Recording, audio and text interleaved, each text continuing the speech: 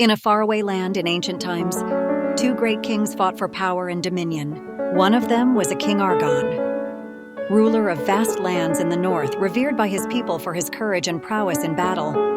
The other, King Solar, a tyrant and ruthless commander, sought to conquer Argon's lands and turn the world into a mighty empire. This war between the two kings had started many years ago. Huge battles and bloody skirmishes raged across the dusty lands and dark forests. In every conflict, hundreds of soldiers from both sides perished, and the sky was filled with clouds of smoke and ash.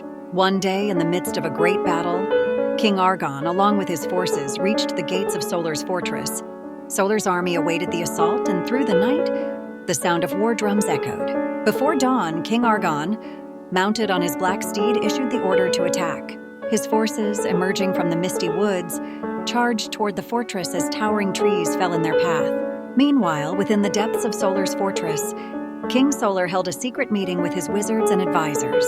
He had harnessed supernatural powers to strengthen his armies, forging swords of fire that would burn his enemies with scorching flames. He had also summoned the ancient spirits and war demons to stand against the oncoming assault.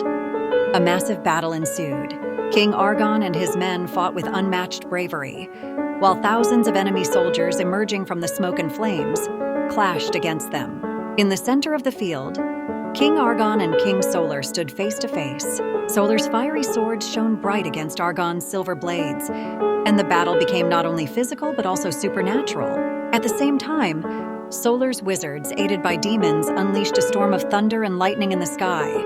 But King Argon, wielding his magical sword, struck down the demons one by one, advancing forward. After hours of combat, only the sound of war drums and the howling wind remained.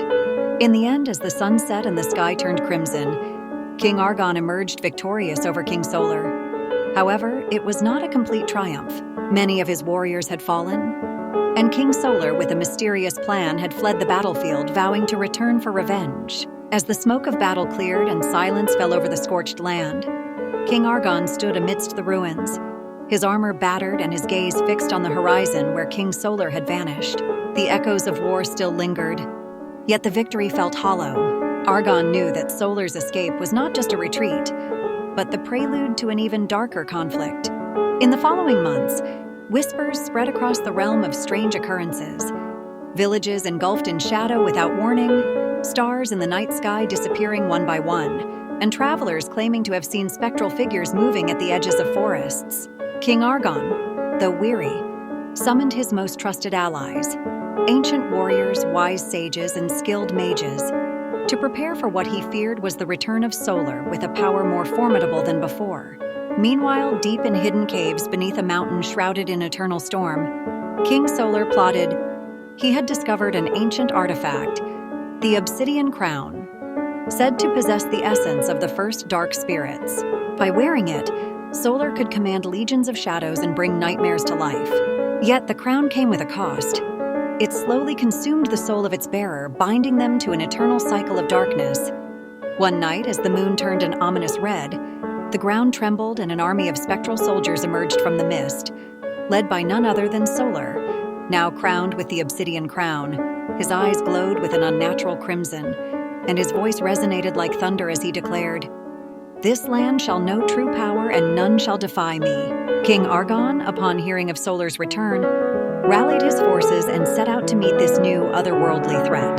He carried with him Tasdalram, the celestial blade, a weapon forged by stardust and ancient light, the only thing that could counter the dark power of the obsidian crown. The final battle was no longer just for territory or dominion, but for the very soul of the realm itself.